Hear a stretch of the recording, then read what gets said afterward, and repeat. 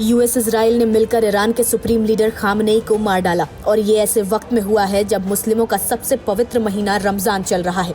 रमजान का पवित्र महीना जिसमें इबादत, शांति और भाईचारे का संदेश मिलता है, इस साल खून, धमकियों और विस्थापना की दर्दनाक वास्तविकता में बदल गया है।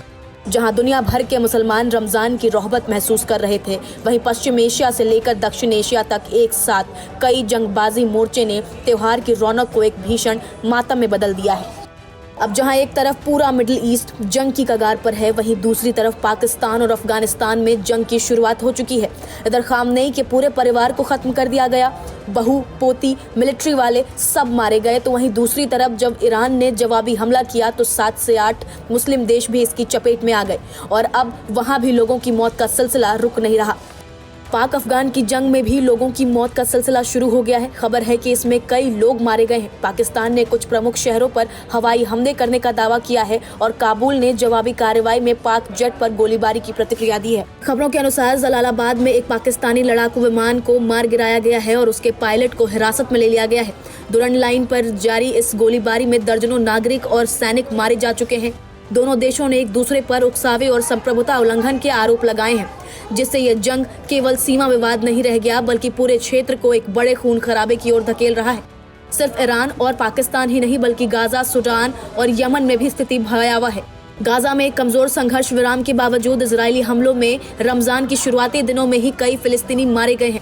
वहीं सूडान के गृह युद्ध ने दुनिया का सबसे बड़ा मानवीय संकट पैदा कर दिया है, जहां लोग भूख और गोलियों के बीच रोजा रखने को मजबूर हैं।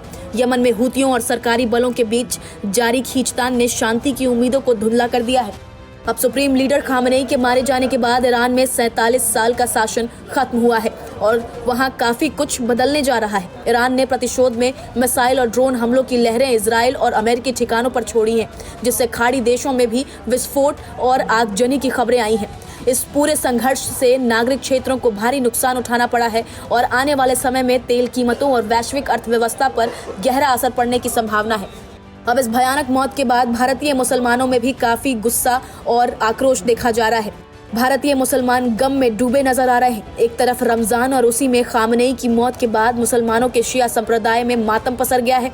ईरान में बड़ी संख्या में लोग सड़कों पर आकर अमेरिका और इजराइल के विरोध में नारे लगा रहे हैं और खामनेई की मौत पर आंसू बहा रहे हैं। तो वहीं भारत में भी ये विरोध प्रदर्शन जारी है। रमजान का महीना है, ऐसे में मुसलमान रोजे रख रहे हैं। इसी बीच भारत में भी कई जगहों पर शिया मुसलमानों ने जुलूस निकालकर अमेरिका, इजराइल के विरोध में नारे लगाए हैं। जम्मू कश्मीर से लखनऊ तक शिया मुसलमानों में रंजोगम का माहौल देखा गया है। अपने कौम के इतने बड़े नेता के मारे जाने की घटना से इतनी दुखी है कि दहाड़े मार मार कर रो रही है। जगह जगह पर खामनेई के लिए शोक सभा का आयोजन किया गया है। वहीं भारत में ईरान के दूतावास ने इस दुख में अपना झंडा आधा झुका दिया है।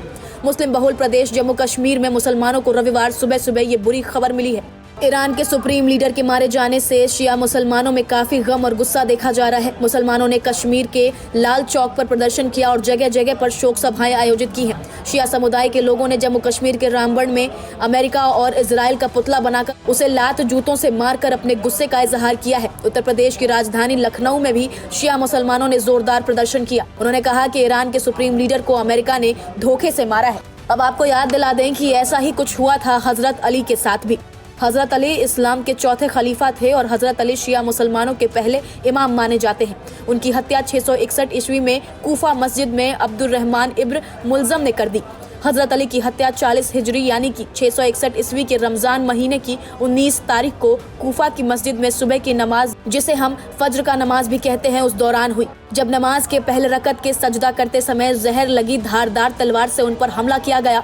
2 दिन के बाद बढ़ते जख्म ने उनकी जान ले ली। रमजान के पवित्र महीने में ये हिंसा न सिर्फ सामरिक टकराव को दर्शाती है बल्कि इबादत, दया और इंसानियत के मूल्य पर एक भारी हमला भी है। नमस्कार, मैं हूं मानक गुप्ता। अगर आपको हमारा ये वीडियो पसंद आया हो तो इसे लाइक और शेयर जरूर करें और हाँ, हमें सब्सक्राइब और फॉलो करना ना भूलें ताकि आप देश और दुनिया की कोई खबर मिस ना करें। तो जुड़े रहिए हमारे साथ और देखते रहिए न्यूज़ 24।